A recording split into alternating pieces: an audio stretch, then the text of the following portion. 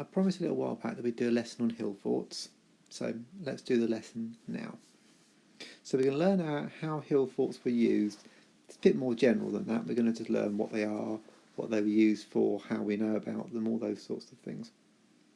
Now, going back to our picture that we've looked at lots, what we've got here is a village. It's a very small village, a few houses. It's by the river. It's got a palisade around it, so it's got that wall around it, but it's not a hill fort. The hill fort is up here. It's on a hill.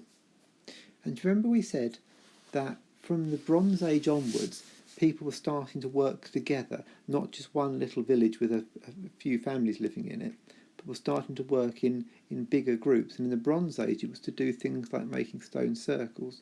Well, towards the end of the Bronze Age and into the Iron Age, people started using that time to make hill forts as well. Now, let's find out what a hill fort is. For a start, it's up on a hill, so it's not this little village down here. Now, the first thing I want you to do is basically go away and watch these 3 videos. They're not long. They're a few minutes long each. I'll put links to them in the assignment. So just go and watch these 3. They're good little introductions. The first one is just about hill forts in general. The second one's about Danbury Hill Fort, and the third one's about Maiden Castle. Go and watch those, and then come back and watch the rest of this video. Right, I assume you're back, and you've watched those. Interesting, weren't they? So, here's Maiden Castle. So first of all, its original name isn't Maiden as in meaning young girl. It's May Dun, and Dun is an old word for hill. So it's basically hill, castle, hill. And the word castle is a bit of an unfortunate one. We probably shouldn't... I mean, it's the name of it, so we have to use it. But we need to remember that this isn't a castle. Castles are different, and I'll come to that at the end. But this is not a castle. Now, these pictures here are all reconstructions, because even if you've been to Maiden Castle nowadays, and I have, it's still very impressive with these very steep hill sides to it. But they're not as steep as they were, and they certainly haven't got the things inside them that used to be here. Now, remember, Maiden Castle is the largest one in Britain. That means that they weren't all like this. It means that they were all smaller than this. But what you've got is, taking this one for example, there's a lot of houses there. That's bigger than any village. This is something where what would have been lots of villages previously have had to come together and work together to build this. Because as we know from those videos, they haven't got impressive tools like us. They don't have mechanical diggers and bulldozers and tractors and things like that. They don't even have, even the shovels they were using, even though it's the Iron Age, they weren't necessarily using iron shovels. They were using shovels made of bones and pickaxes made of animal horns and things like that. Things that would make it tricky to dig something that big. Now, looking at the size of this, you think this is somebody's house here. The person's a tiny dot. These hills they've dug, they are absolutely massive, absolutely huge. There's a lot of work going on here. Okay, so this is Maiden Castle, this is the big one, but they're not all that big. Notice Maiden Castle is lots of rings. So there's this, it's obviously built on a hill, but there's this ring of walls here. In fact, you can see it clear on this picture. There's this ring of walls of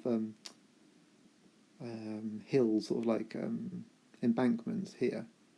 Then they've dug a ditch, and then they've used the mud from that ditch to build a second ring. And then they've dug another ditch, and they've used the mud from that ditch to build a second ring. They don't necessarily all have wooden walls on them. In fact, they don't, apart from the inner one. But if you're trying to attack from here, you've got to climb up this, climb down that ditch, climb up this, climb down that ditch, climb up this, climb down that, climb up this, and at the top of that you get to a big heavy fence that you've then got to try and get through. And on the other side of it, there's all the Iron Age defenders, all the Celt defenders with their slings. And what they did was they made these the perfect distance, so that as you're climbing up this, the person with the sling can hit you with the stones really easily. So they're very cleverly designed, but they weren't all this big.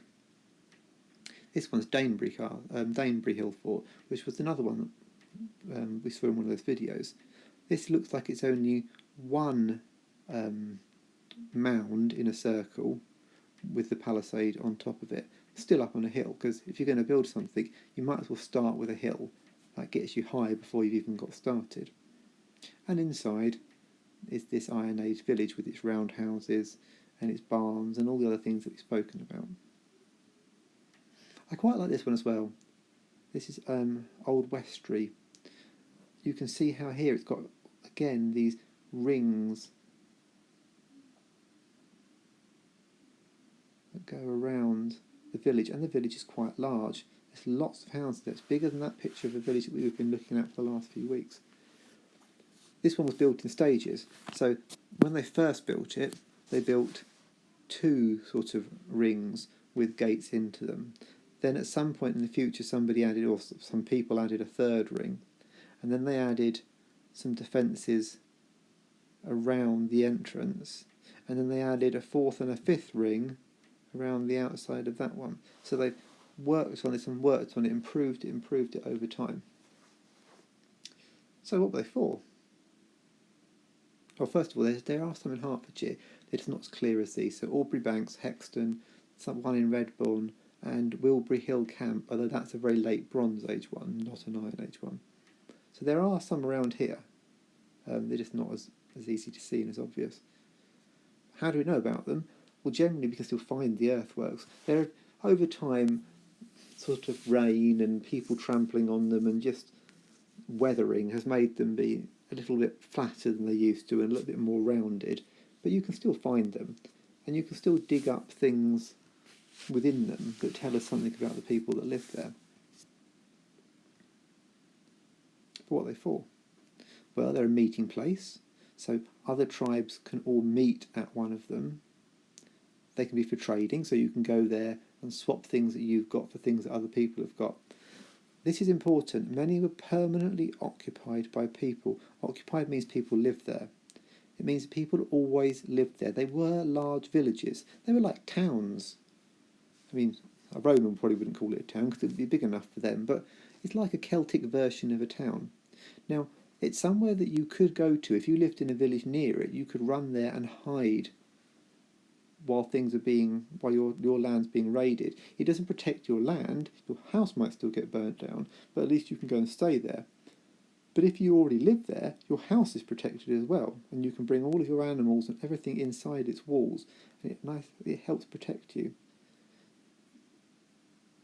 So it provided shelter from rising population levels, so you can get more and more people into these. They're quite big. It can be protection against the winter. Those big walls will help with the wind and the coldness, although to be fair, you're still up on a hill, so by definition it's quite chilly. Wild animals can't get in. If an enemy tribesman can't get in, an animal probably can't either. It's a safe place for you to keep your animals. But this is an important thing. They are not castles. Castles do a lot of the same things. Castles come later. Castles are from the medieval times, and they're brought in by William the Conqueror and the Normans. This is a castle, a medieval castle, this picture here.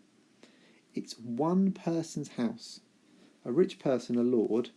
This is an early castle. Later on they ended up with stone walls, but the early ones were still wooden walls, and they were still made up of piled up earth. So in some ways they're like a hill fort. But the important thing here is with these castles is, although there's a few buildings here and a few people lived there, it was only really one person's house. The lord lived up here, and the house and the castle belongs to him and his family. All of the other buildings here, they're just here so that basically his servants and his helpers can live with him. This is not the village. The village is somewhere separate in medieval times. And although people can go there because they want to see the Lord and they want to trade and do all those sorts of things, the market is not held in the castle. The market will be held in the village. The normal people do not live in the castle. They live in the village. Their animals don't live in the castle. They live around the village and in the farms. The Lord might keep a few animals like horses and things here, but this isn't his farm. This is one rich person looking after themselves and they might let other people in. Whereas these hill forts, these are designed to protect the entire village. This isn't one posh bloke, he's made himself a cool, well-defended house. This is a whole village, a whole community defending themselves. So, what are you going to do? You're going to design me a hill fort. And you've got to show that you've been listening by making it a hill fort and not a castle or anything else. So you need to think it needs to be large enough to get a village's worth of roundhouses into it. It's got to have a way in and out. It can't have stone walls because they haven't, on that size, people aren't making those yet. It's got to be at least one ring of sort of mounded up hills with a ditch outside it. It can be big, it can be small, that doesn't matter. Now, how are you going to do it? Well, the thing that requires the least resources is you could just draw it. You can kind of draw me a picture of what your hill fort would look like and label the bits in it. Label, this is my entrance, these are my roundhouses, this is my grain storage, those sorts of things. If you can think of a computer program or a computer app that can do it, you can computer model it. Now, the one that immediately jumps to mind is you could physically make one of these in Minecraft. It might take a lot longer, but it would be quite good fun. You can kind of use Minecraft's ability to change the shape of the land to make, a small circle of hills and then a bigger circle of hills, and then in the middle you could build roundhouse type structures. Minecraft isn't the only computer modelling thing, and there are other things out there, but I don't know what equipment you've got, so that's an option. It's not what you have to do, but it's an option if you want to do it. Another option is to physically make a model. And again, I don't know what you've got in your house. It's the sort of thing that you can make out of salt dough. It's the sort of thing you can make out of Play-Doh or plasticine, modelling clays, paper mache, silver foil, polystyrene. It really depends what you've got in your house.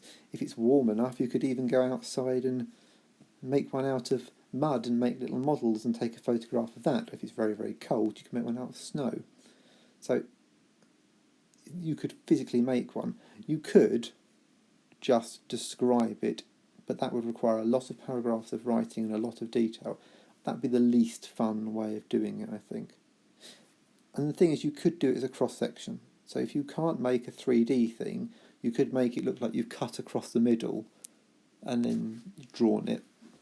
But I think the best thing would be if you could draw your reconstruction of a hill fort, or if you can make one in Minecraft or something similar, or if you can build a 3D model in some way.